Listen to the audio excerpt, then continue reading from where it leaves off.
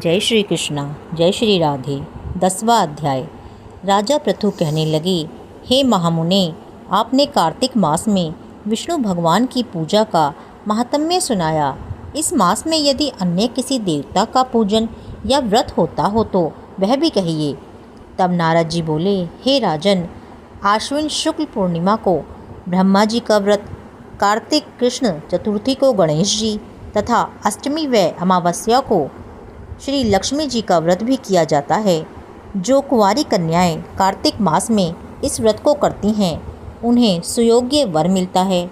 यदि विवाहित स्त्री इस व्रत को करे तो उसका सुहाग अटल रहता है। प्रातःकाल स्नान आदि से निवृत्त हो चंदन आदि से श्री गणेश जी का पूजन करें।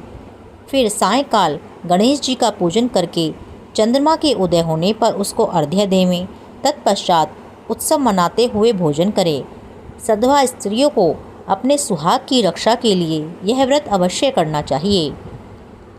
नारद जी बोले, हे राजा पृथु, अब हम इस व्रत का एक इतिहास तुम्हें सुनाते हैं, ध्यानपूर्वक सुनो। भद्रावती नगरी में सुधर्मा नाम का एक राजा था। उसके रविदत्त, सुशर्मा, जयशर्मा और सुशोभन नाम वाले 4 पुत्र तथा वीरमती नाम की एक कन्या थी। सुधर्मा ने अपनी कन्या का विवाह देवव्रत के साथ कर दिया। वे दोनों प्रेम पूर्वक रहने लगे। एक दिन अचानक घर पर सर्प द्वारा काटे जाने से देवदत्त की मृत्यु हो गई। यह देख वीरमती जोर जोर से चिल्लाने लगी।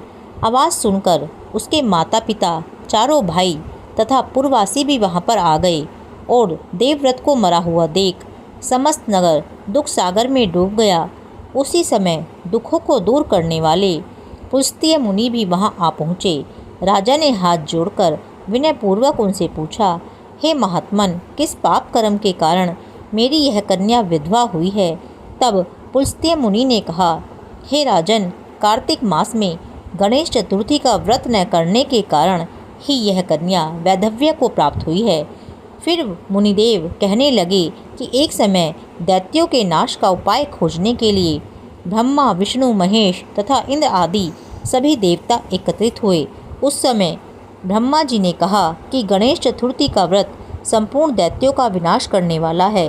तब सब देवताओं ने कार्तिक कृष्ण चतुर्थी का व्रत किया, जिससे दैत्यों पर विजय प्राप्त हुई।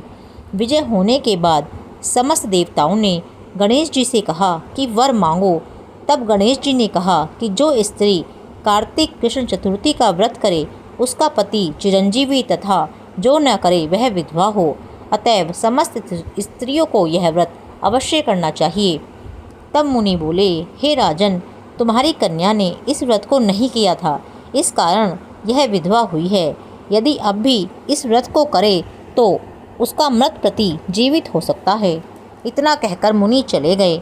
तब राजा ने अपने जमाता का शरीर तेल में सुरक्षित रखवा दिया।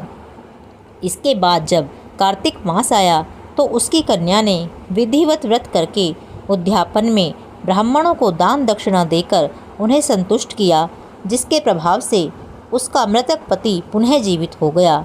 नारद जी कहते हैं, हे राजा पृथु, सौभाग्यवती स्त्रियों को अपने सुहाग की रक्षा तथा संतान प्राप्ति के लिए यह व्रत अवश्य करना चाहिए। 10वां अध्याय पूर्ण। जय श्री कृष्णा, जय श्री राधे।